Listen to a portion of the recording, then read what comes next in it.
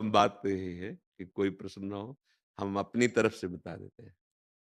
अगर इसी जन्म में भगवत प्राप्ति करनी है, अर्थात जीवन मुक्त होना है, तो क्षांतिरव्यर्थ कालत्वम विरक्तिर्मान शून्यता आशा बंधा समुत्कंठा नाम गाने सदा रुचि आसक्तिस्तद गुणाख्याने प्रीतिस्तद वसति स्थले। यदि हमारा हृदय ऐसा होने लगे गुरु कृपा से कि कोई हमें गाली दे या दुख दे या अपमान करे और हम हृदय को अपने बचा पाए, पहला शांति, इतना सहनशील, तितिक्षवा पहला लक्षण बताया गया है, कारुणिका बाद में तितिक्षवा, मतलब सहनशीलता अध्यात्म मार्ग की ऊंचाई पर चढ़ने के लिए अत्यंत आवश्यक है।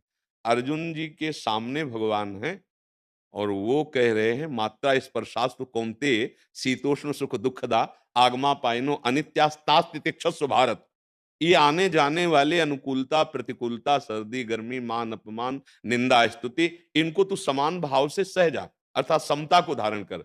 तो जो अध्यात्म की ऊंचाई पर चढ़ना चाहता हो, पहला लक्षण शांति, अर्थात इतना हृदय शांत होना चाहिए कि किसी के भी मृदु या कटु व्यवहार पर कोई हलचल नहीं होनी चाहिए।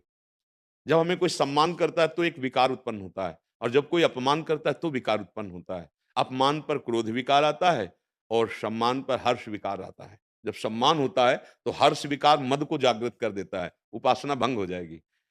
शांति, जब हमारा कोई अमंगल करे हम उसका मंगल मनाएं।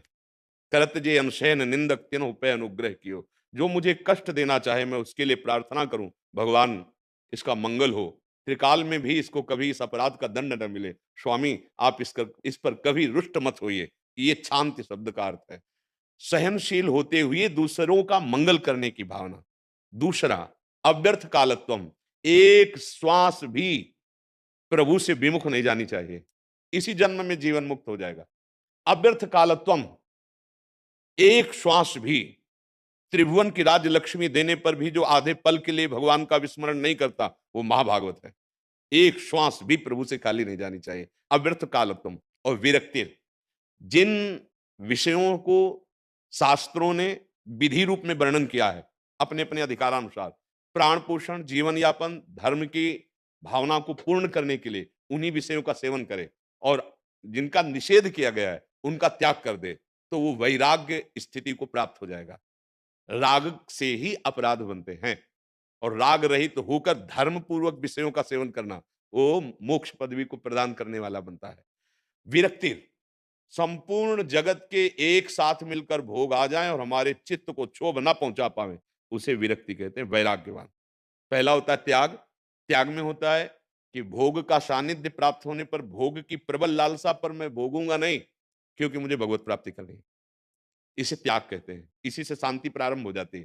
त्यागाच्छांतरंतरम। वैराग्य कहते हैं कि भोगों के सानिध्य में भोगने की प्रवृत्ति का ही ना होना, उसमें प्रवृत्ति है पर वो नहीं भोगेगा हठ पूर्वक, लेकिन इसमें प्रवृत्ति का ना होना। और उपरति कहते हैं कि भोग वस्तु है ऐसा भान ही खत्म हो जाना, सर्वम खलमिदम ब्रह्म। तो वैराग्य यहां कहा है कि भोगों के सानिध्य में भी भोगने की इच्छा ना होना, विरक्ति और मान शून्यता। जब तक उपासक में मान प्राप्ति की लालसा रहती है तब तक वो निर्द्वंद नहीं हो पाता है, तब तक वो अमृत पद का अधिकारी नहीं होता।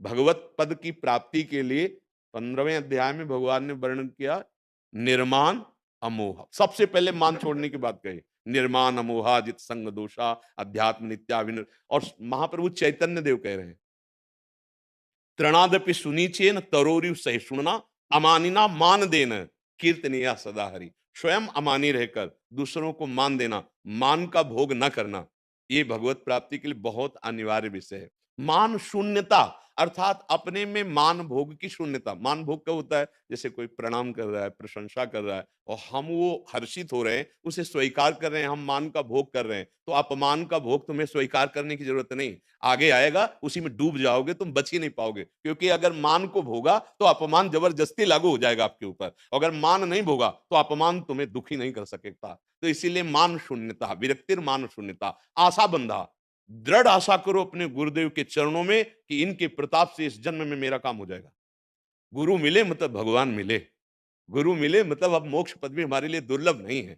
दृढ़ आशा बंधा और समुत्कंठा, उत्साह सहित नाम गाने सदा रुचि। भगवान के जो नाम मंत्र गुरुदेव ने दिए हैं, इनमें रुचि हो जाए। जैसे काम ही नारि प्यारि जिम लोभी जिम प्रिय दाम, तिम रघुनाथ निरंतर प्रिय लागो में। गोस्वामी जी कह रहे हैं, ऐसी हमारी नाम में रुचि हो जाए। समुत्कंठा, उत्साह के सहित, जैसे हम धन पर बुद्धि रख लेते हैं, मातु बुद्धि, तो हम ओवर टाइम भी करते हैं कि 8 घंटे तो इतना मिलेगा, 2 घंटे और कर लेते हैं, इतना मिलेगा। ऐसी हमारी रुचि नाम रूपी परम धन में लग जाए। समुत्कंठा, नाम गाने सदा रुचि। आसक्ति तद्गुणाख्याने, अपने आराध्य देव की चर्चा करने का नशा हो जाए। चार बैठे तो बोधयंता परस्परम कथयन्ति च माम नित्यम तुष्यन्ति च रमन्ति च। अपने प्रभु की ही चर्चा, अपनी प्रिया जी, अपने लाल जी, अपने बिहारी जी, बिहारिन जी की बातें। आसक्ति तद गुणा खाने और प्रीति तद वसति स्थले।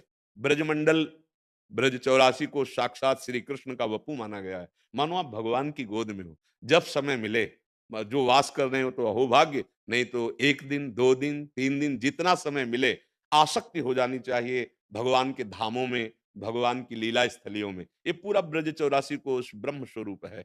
ये बड़ा महामहिम भाग्य है जिनको यहाँ आने को मिलता है, और जो यहाँ बिना लाडली जो महाराज की कृपा के ना धाम में प्रवेश नहीं होता, उन्हीं की, तो उनकी कृपा अमोघ है। हमारी आसक्ति हो जानी चाहिए, चाहे जहाँ रहें। अगर आसक्ति हो गई तो चिंतन बनेगा। अगर लीला स्थलियों का चिंतन बनेगा तो लीला का चिंतन बनेगा। लीला का चिंतन बनेगा तो त्रिगुण पर विजय प्राप्त करने की पूरी सामर्थ्य देती भगवत लीला। और अगर त्रिगुणातीत हो गए तो भगवत प्राप्ति हो गई। ये जो लक्षण है अगर हमारे जीवन में आ जाए तो इसी जन्म में हम जीवन मुक्त हो जाए, चाहे वो गृहस्थ हो, चाहे वो विरक्त हो, चाहे वो यौवन हो, चाहे वृद्ध हो। हमारे मानव देह का परम लाभ भगवत प्राप्ति है। अगर भगवत प्राप्ति नहीं हुई तो कोई भी इस कमी की पूर्ति नहीं कर सकता, ना कोई पद, ना कोई वैभव, ना कोई मित्र, और ना कोई अब जन्म, और जो जन्म होंगे वो पूर्ति नहीं कर सकते। ये बहुत बढ़िया अवसर मिला है। अब हम चाहे जैसे हो भगवत साक्षात्कार करें। हम अपने गुरु को रिझाकर उनसे प्राप्त मंत्र और नाम के द्वारा अपने मन को तन्मया भगवान में तन्मय कर दें, ईश्वर में तन्मय कर दें। इस जीवन की सार्थकता है। श्री राधा वल्लभ लाल।